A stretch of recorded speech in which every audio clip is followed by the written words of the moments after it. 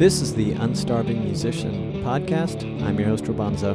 The podcast features conversations with me, indie music artists, and industry professionals, and it's all intended to help other indie music artists be better at marketing, business, the creative process, and all the other things that empower us to do more of what we love. Make music. Hello, my little iguanas. Thank you for joining me for another episode of The Unstarving Musician. How's it going? How's your weather? How is your general mood? Good, I hope. I am recording this in the Lake Chapala area of Mexico, not too far from the more widely known town of Guadalajara. The wife and I arrived in Mexico last Thursday.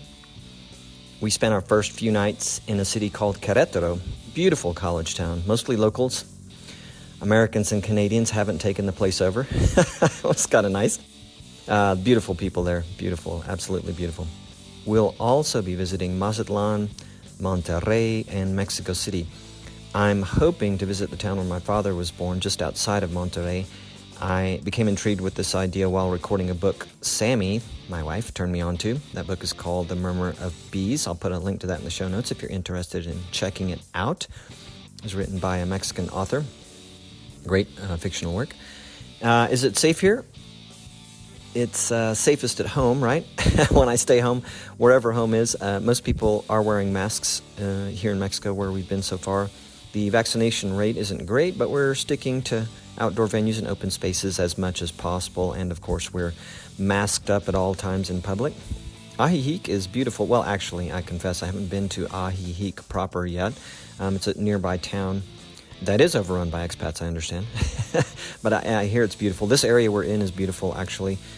We're staying with friends here. They have an amazing home they just moved into. Bless their hearts for letting us, for letting us come stay with them like the day after they moved in.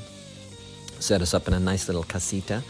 We're going to meet up with friends, too, from the U.S. who are coming out to Mexico to join us for part of our trip.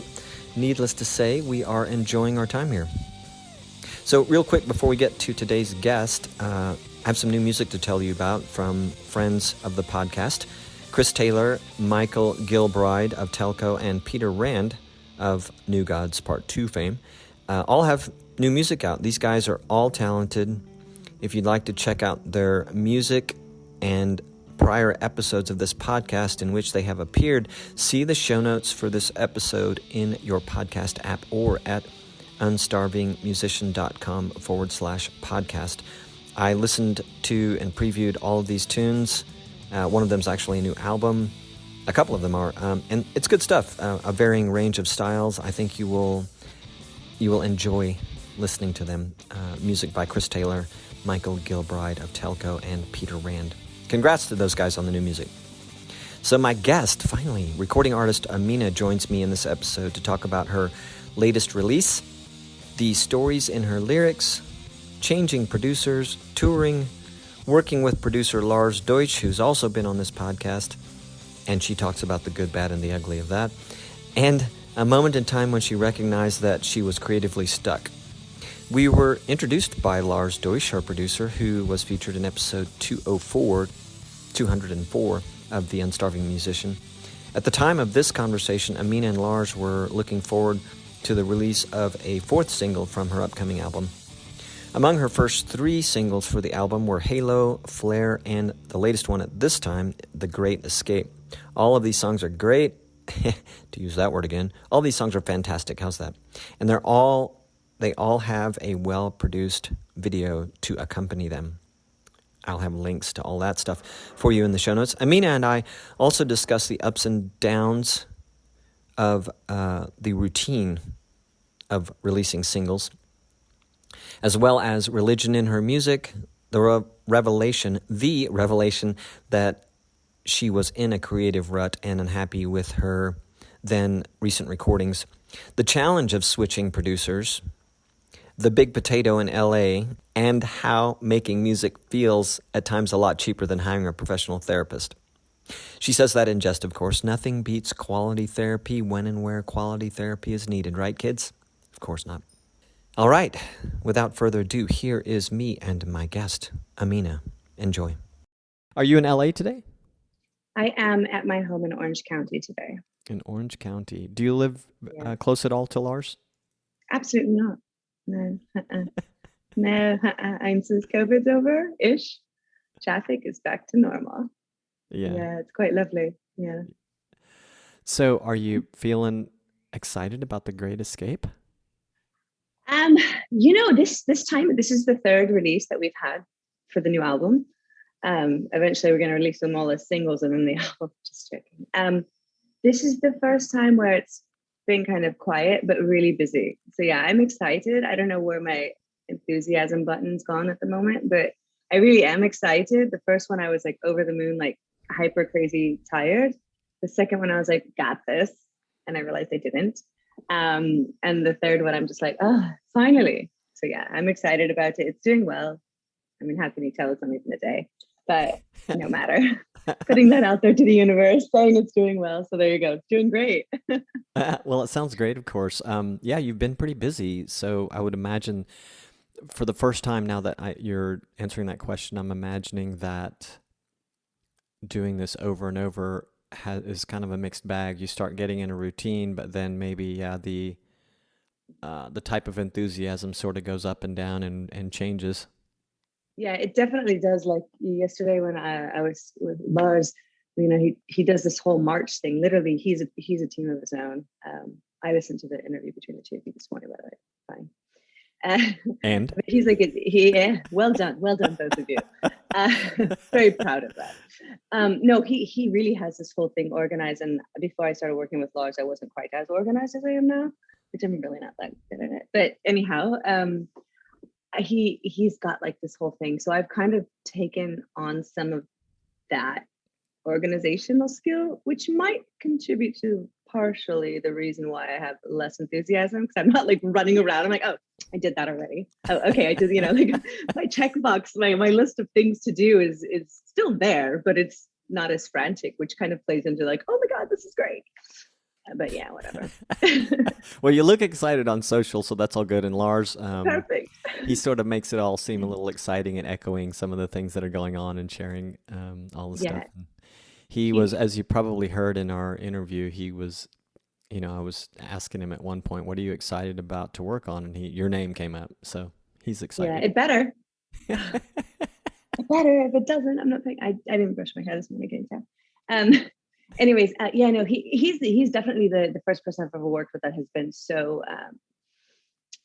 matter of fact, sometimes not in a good way, but just very like, this is the way we do it. This is how it should be done. If you have any objections, please submit them to whoever, but no one's going to care. No.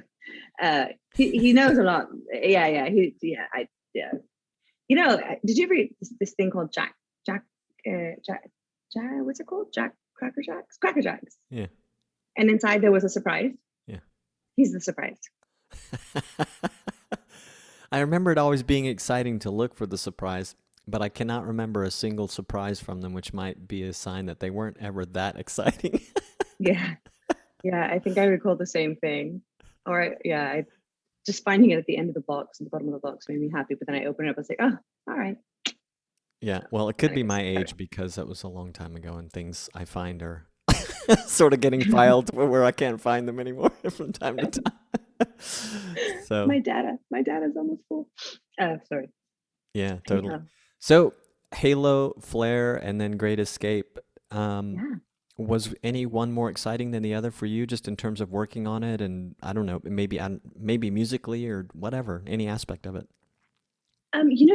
The thing is about each of those songs is they're all written from a very personal point of view, as most of my songs are. But I think Flair was the one that when I sat down to write, I literally wrote, I think, the chorus within the first 3 minutes of sitting down. So I think that one kind of like flowed through me. So that was the one I was more excited, and that is the most personal song on the project, Flares and Halos. That's probably the one I was most excited to do. It was like free therapy.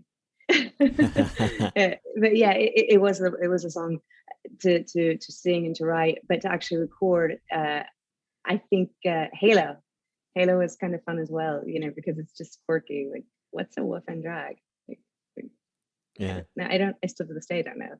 I mean, I do, but like, yeah, So what do you anyhow. what do you mean with Halo? Was it that you were surprised about how it was unfolding as you went along when recording it? Halo was definitely a surprise because like Lars had given me the course, Let Me Braid Your Halo. And as logical as he is, sometimes he said I could trash talk him, by the way. As logical as he is, sometimes he says things like, let me braid your halo, that make no sense to me. And so I'm like, I don't know what that means. Like, what, I like have a bunch of people sitting around braiding them. And it's just weird because I'm really bad at crafts. So that was really fun to see it kind of progress. And then it basically it turned into a song about hypocrisy, which is what it is. But that was a fun song to do, although I am still confused about let me braid your halo.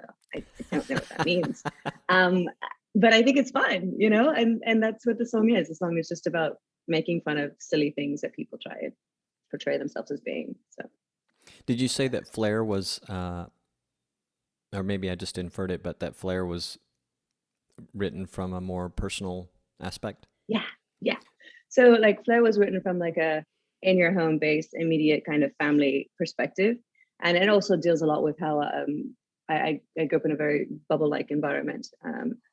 So it's basically kind of breaking away from that whole growing up in this particular institution or cult, whatever you call it, and then kind of finding your own wings at a later age and just exploring life and being like, holy crap, like, yeah, it's.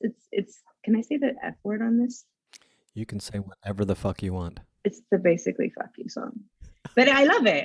It really is. But it's not done in a hateful way. It's just done in like, okay, I'm letting this go and off I go.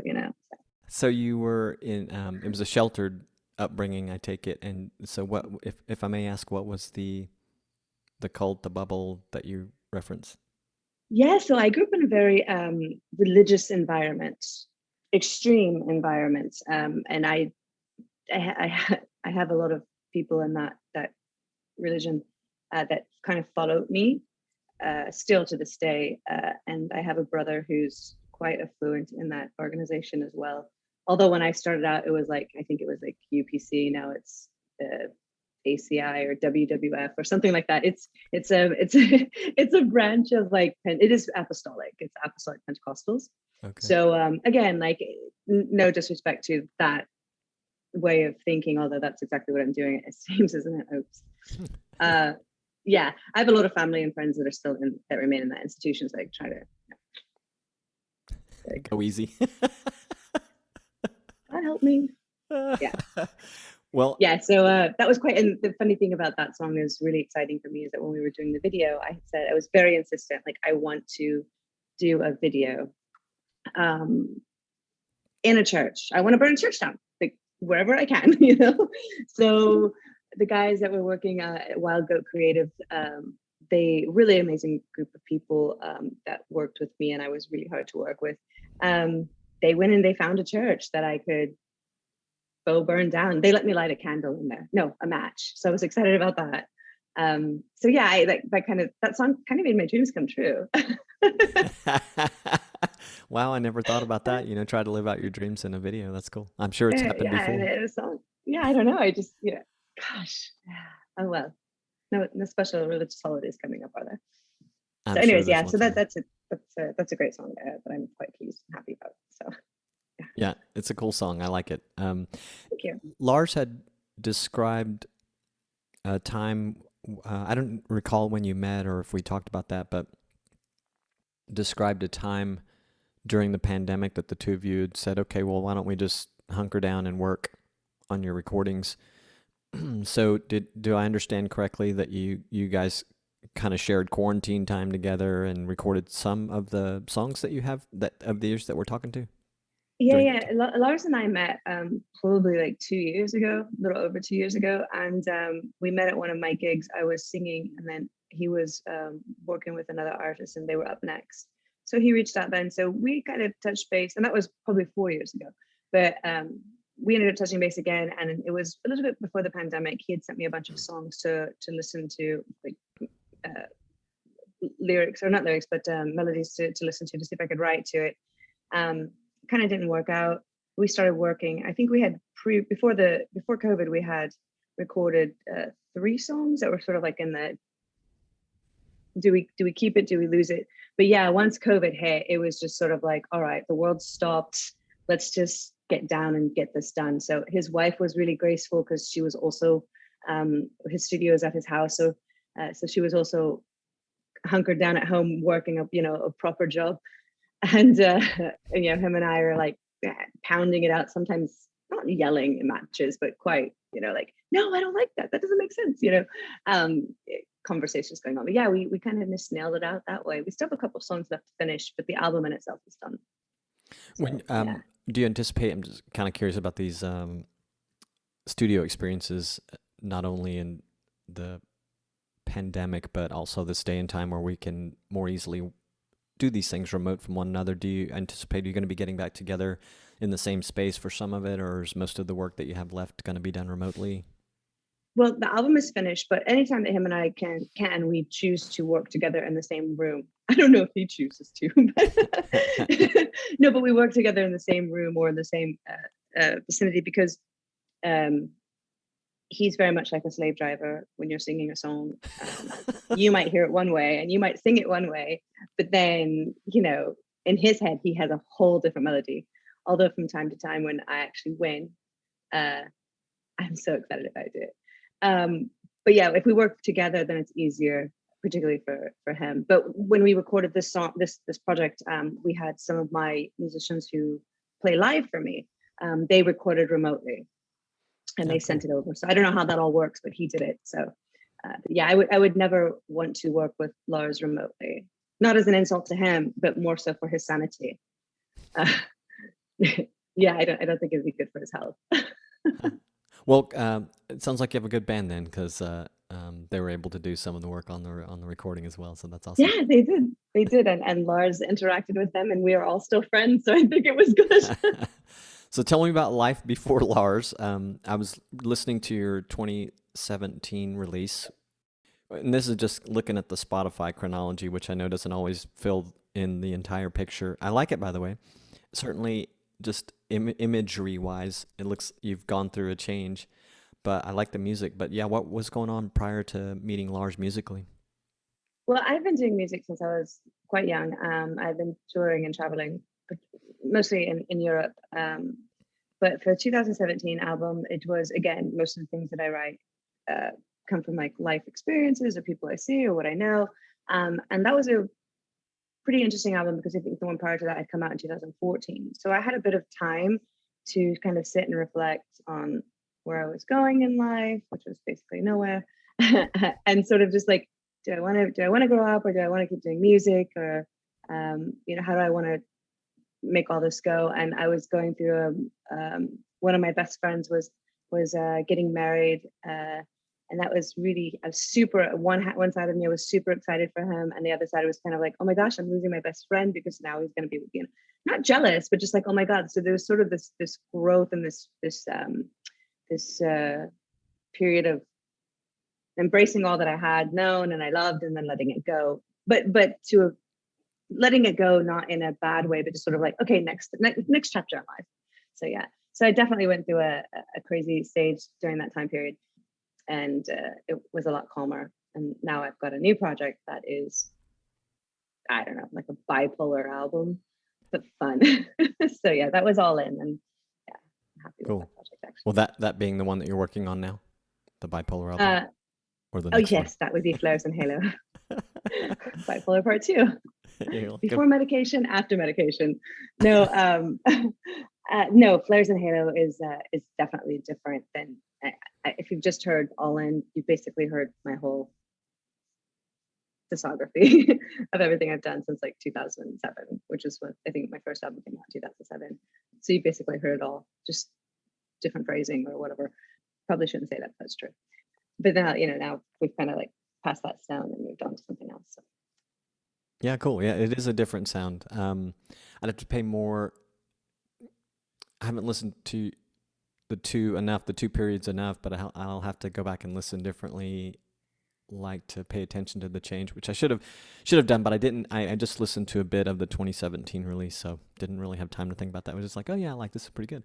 And I was looking at some of the earlier stuff too, so wondering what it will be like. But so when you say that I basically heard your entire discography, do you mean that in the sense that that was kind of a culmination of what you were kind of capable of up to that point in time, or do you feel like it was just kind of sounding that way prior or up until after that and meeting Lars? I think it was both. I think it was, I mean, in the beginning, I think everything you've heard up to that album, 2017, it might be a little bit unfair to say this, but I really believe that like my very first album, 2006-7, it's very much the same reflection in the style of writing and in the way it's sung.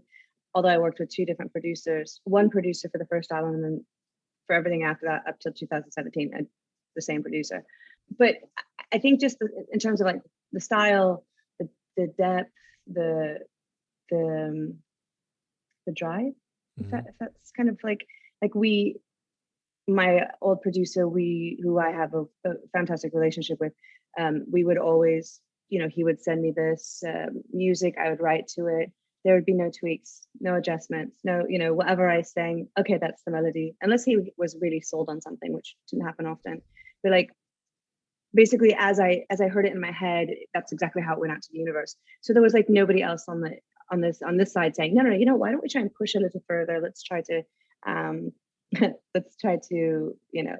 throw something weird or crazy or goofy in there. There was no one really pushing me on my end, which I guess they don't really have to, but in terms of creativity, I was kind of like stopped, if that makes sense, until like somebody was like, okay, like with Lars, hey, let's sing stupid lyrics like "Can I Braid Your Halo" and make it a song, and then it became a song. So you know what I mean? Like there was no one there to kind of throw in any sort of like, hey, you can do better, or you should do this, or why don't we throw in an electric guitar in the middle of your rant song called Flair.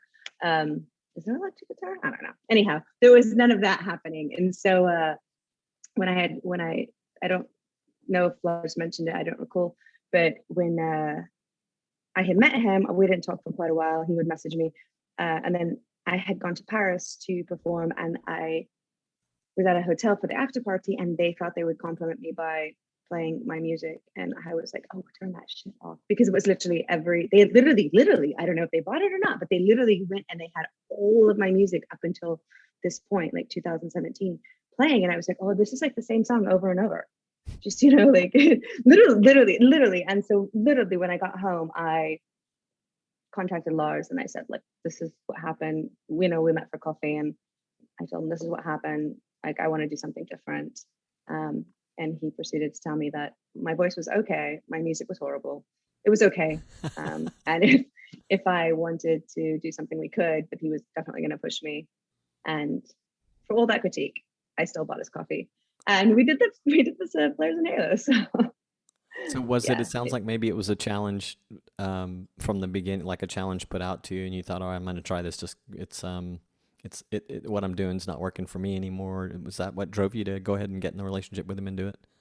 Yeah, what actually drove me was that when I was in Paris and I heard this, the music, and I was just like, oh my God, like, you can hear Sade's Smooth Operator over and over again. And no matter what, you're like, yeah, she's still hot. This is a good song, But I heard like one of my songs, and at first I thought, oh, I know this song. And I was like, oh shit, that's me. Turn that off. Because like then, you begin to hear it and you're just like, I don't know. And so that kind of was like my waking up moment at a hotel in Paris that I needed to get back. And if I really wanted to keep doing music, I couldn't keep doing the same thing. And I think it was a really crazy slap in the face, not literally, but like hearing somebody who was trying to do a nice gesture and put everything all together for me at once, hearing it and going, oh my God, this has really got to stop. So yeah. And then, meeting with Lars, I don't get me wrong, we've had some really great moments. And we've had some really rough ones in terms of working together. He's very, very charming, stubborn, and precise. And I'm very, very like, what? So we definitely have had our moments, but I'm so very pleased with like what we've ended up with, because I think both of our personalities, though they are on the opposite side of the spectrum, they work well together. So yeah. So it sounds like you were somewhat pre-sold on the idea of using him. So he was maybe the first one that you called when you had this epiphany that I need to do something different. And in spite of the rough conversation, you decided to work with him. Was there something in particular though about him or his work that made you think that this is a good gamble for me to try? Well, the first person I called was my producer, my other producer, and I was like, hey, because we were working on a new album at the time, and I had 2 songs that I was writing to, and I said, hey, you know what? I feel like I've lost something. Like, let's put this project on hold. So then I reached out to Lars. The funny thing is I had seen him and heard him perform, and I saw his artist. She was really good. And I thought to myself, having not really heard a lot of his work, thought to myself, if this is somebody who can be so bold and so obnoxious at my first meeting, that can kind of like just, most people, particularly in Los Angeles, they tell you what you want to hear. Oh my God, you're so great. This is, but if this is somebody who can be so like, all right, this is the facts as I know them. You basically are okay, but you could be better. But you don't know how. Like if there's somebody who can do that, then I can definitely take that jump and say, let's try this. And so I did. And I don't think we initially decided to do like one whole album. It was kind of like, let's see if we can work together, and then we began working, and then, okay, now we've got an album. So it took a while, and there was a lot of stops and starts in the beginning, because again, I was, I don't even know what was happening at that point, but there was so much that I was trying to work through. And again, particularly if you are an indie artist, you've got to be careful where you get your funds and where they go and how you do it. And, you don't want to be sold a pipe dream. But it really comes down to like, I love making music, although sometimes very poorly, but I love writing. I love making music and singing and things like that. And he loves producing and writing as well. Don't ask him to sing. And he loves teaching. So like, there's so much that you can learn. So, it's definitely been interesting. But yeah, he was the one I decided to go and jump on board with. But it was really because I just wanted somebody who would believe in the project and be as passionate about it as I am. And honestly, in the passion realm, he totally wins. He's way more passionate about some things than I am. I'm like, wow, what? That's good. Yeah, so. That's good to hear. Well, you said that your former producer and you still have a great relationship. Was it a tough thing to broach with him or her that we're going to work with a new producer? Well, by great relationship, I mean we don't hate each other. We don't actually exchange messages often. In fact, yeah. He really the eyes shift back and forth. Yeah, I'm like, dude, when was the last time? I think I sent him a message last year for his birthday, so he doesn't have one coming up this month. I think we both kind of just knew. So there's a thing that I have in my life, and a lot of time it works against me, is that I don't care. I shouldn't, Lars said never to say this, but I don't mind how much of resources I have to pool to make something work if everybody believes in it. And I just kind of felt like, he works with really big names and he's always doing projects. And I was always kind of like the little fish in the big giant pond of great people he works with. So I was always on the back burner anyways, which I was okay with. But when I decided to be serious about the music aspect of it, like seriously, it was just better that we kind of, did our own separate things. And he still has the retainer, so we're good. Yes, you are. Or he is. Oh goodness. Oh my. Yeah, no, it's just life. It's a cycle and it keeps moving, it goes on. And he's never, he hasn't said anything about the singles that have come out, but we're still friends on Facebook.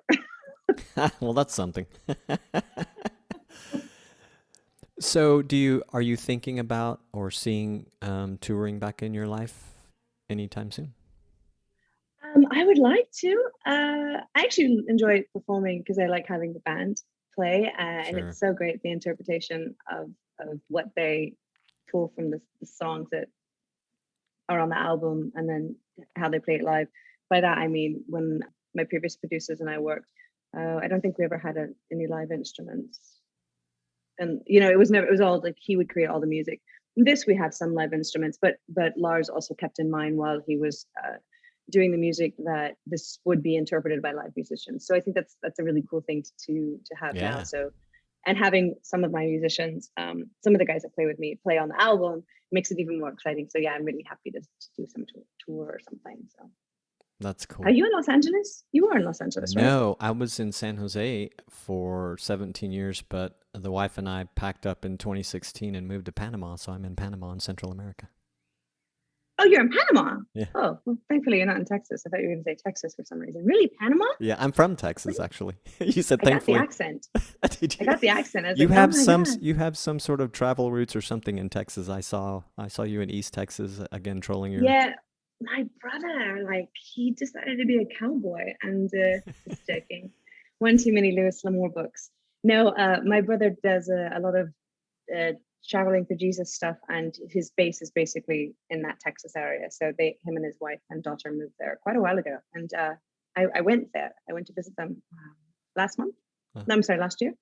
To a town called Nacogdoches. I know Nacogdoches. I've been there. I gotta tell you, I knew nothing about Nacogdoches until I went there. It's a town, and especially because of COVID, it was a very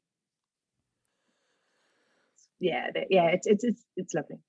But he lives 30 minutes outside of Nacogdoches, so for us to get to town, he's like, "All right, everybody, get ready. We're going on into town." I was like, "Oh my God, he was gonna hitch a wagon to the horses and off we go." What? Yeah, Texas is lovely. I haven't been there in a long time. So I grew up in Fort Worth, which is a lovely town, and Yeah, I Fort Worth is great. yeah, I spent most of my years in Arlington, which I've made so much fun of. But every time we go back, I have family there. It's a bit nicer. It's getting a bit of culture now. It's becoming like most big cities in bad ways. But obviously Austin is great. But I will never forget, though. I think the caliber of musicians that I experienced in Dallas Fort Worth were really, I'll just say it, like, superior from my travels anywhere else. Now, that's not to say I don't go to shows and see amazing musicians, and even I know, like in Austin, they're just all over the place, a dime a dozen, in fact. But yeah, the musicians there were so great, and I was lucky to play with all the ones that I did. And I'm not a formally trained drummer, which is all I was doing at that time. So for me, it felt super competitive because they have a great music school in Dallas County in North Texas State, I guess is what they go by, or University of North Texas, and lots of great drummers. But I still, every time I go back, I get sort of goosebumps when I listen to the guys and girls play there. It's really, really cool. There's nothing like hearing live music. Literally, I'm so excited when Baked Potato. Do you know what Baked Potato is in Los Angeles? Huh. Baked Potato. It's like this jazz place where everybody and anybody who's anybody everywhere like Mick Jagger might show up one night and just start playing, or like this crazy amount of musicians that show up there and they play. Zappa plays Zappa, that band, except for Dweezil. Like they go and they play all the time, and so it's kind of cool. Anyhow, sorry, tangent. Off we go. Oh, nice. No, I'd never heard of it. I'm surprised. I love hearing about those kind of places where just like some rando celebrity shows up and sits in with the band. All the time. It's called The Baked Potato, and it's off the 101 in by Universal Studios, and literally it's a hodgepodge of all sorts of people that show up there and play, so it's kind of fun. Anyhow, so Panama, wow, that's crazy, but hello. Yeah, it's crazy. It's tropical. We live by the beach. Tough life. Yeah, it's been great. We kind of miss urban life, so we're thinking maybe we'll either move to the city or just explore some other options for being in a more urban area. So we love to travel too. I see that you love to travel, and obviously you did for your touring. I was like, oh, it's got some nice travels here. I saw London. I think I saw you in Paris, Nacogdoches, Texas. There you go. That's the oddity. Like, were you really trolling my account? Yeah, London. Yep. It's like all the other countries in the world, but Nacogdoches, then I know you really paid attention. Yeah. Yeah. Okay, so are you able to tell me anything about the next single that's coming out? So here's the really fun part about this is that what I'm going to say right now is I have no idea, because we are really at the point, there's only 10 songs, although there's 2 more that we could record and add to the album. The album in itself is finished. So I don't know what else to offer. I just want the album to be out. And I think it's been described several times that like Flair and Halo are kind of like bookends to hold the rest of the songs together. And I think it's kind of an accurate statement, because at the end of the day, like each and every one of these songs, like, so from there's a song called Assassin, that's on the album. And there's another one called Bolts. There's one called You. So there's like a bunch of different random things happening, but they all kind of work together. So it's sort of like this album in a lot of ways is like a story. Oh my God, I said something clever. No, it's like it's like a story in the sense that like here's the beginning and there's really not an ending. It's sort of like a sequel might come, but it's each and every one of the songs can kind of be placed somewhere along the line. So basically somebody's trolling my journal. Nice. Well, it's nice to be able to admit that. So now we can all listen with a close ear and try and figure out what has been wrong in your life. And but that's the beautiful thing about it. I think in all of the songs, like, I don't know how closely you listen to Halo or Flair or even Great Escape, but like, there's really nothing in any of these songs that's hateful. These are just like, this is what I think, this is what I hear, this is what I say. And this is a lot cheaper than $250 an hour to talk to a therapist. Oh, so, is it? Yeah. Is it now? Actually, yeah. Let me rephrase that. I think that's not true. No, I've been really fortunate on this album to have some really good, what is it called? Friends and family rates. Gene Garamaldi mastered the album.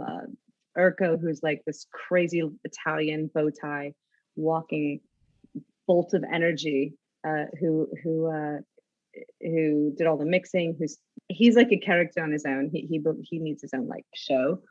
He does all this promo stuff, and he's just he's a party in a box. Maybe I need to get him on the podcast. You do, because honestly, like he's such a bowl full of energy, and so like we paid him to do work on the songs or whatever. He mixed all of them, but he always adds a special touch, and you hear from him all the time. And every time I have the singles coming out or something, he's the first one to like share it on Instagram or Facebook or whatever. And these are things he doesn't actually have to do. He's just really excited about his work. He'll make like little videos like how did I make Ameena's song sound so great? Bam, and then he'll show you.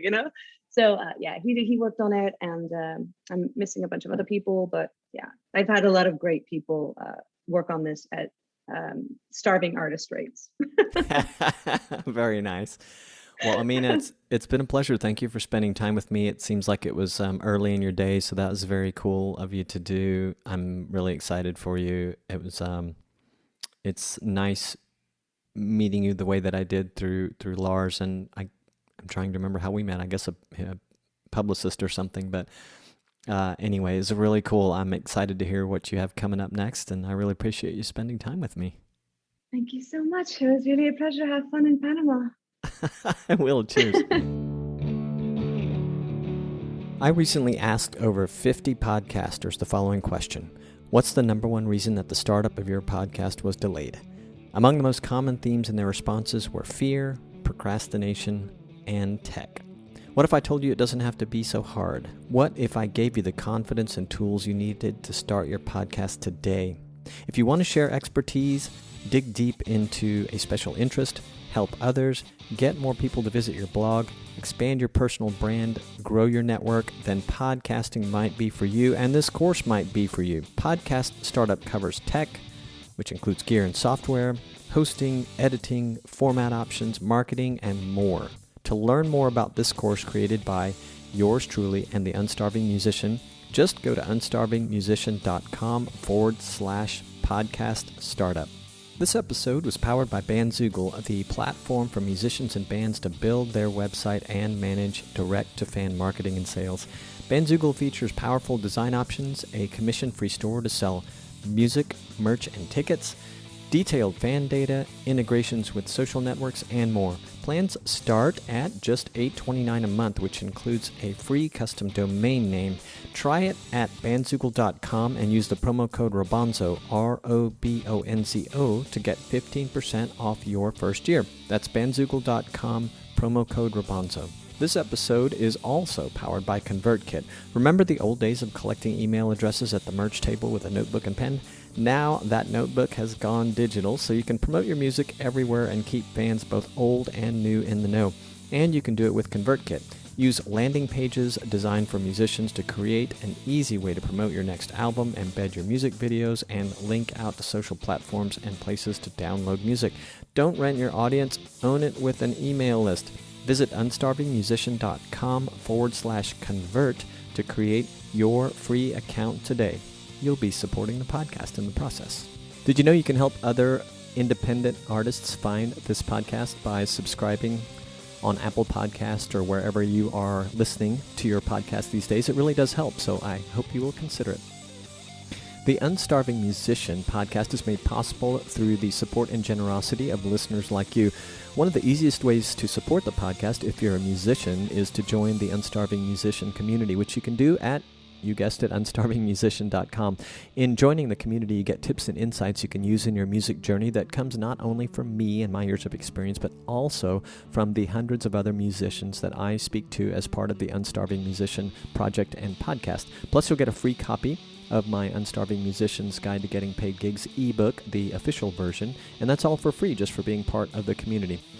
You can learn about other ways of offering support by visiting the Unstarving Musician crowd sponsor page at unstarvingmusician.com/crowd sponsor. And if you have feedback, please go to unstarvingmusician.com to get all my contact info. You can text me, call me, email me, leave a voice message right there on that page. Just go down to the bottom of the page and you'll find everything you need to know. I really would love to hear any of your comments, suggestions, questions, whatever you've got. And you can find links to just about everything talked about in this episode at unstarvingmusician.com/podcast. All right, I'm peacing out. Thank you for listening and sharing with your musician friends and fellow indie music fans. Peace, gratitude, and a whole lot of love.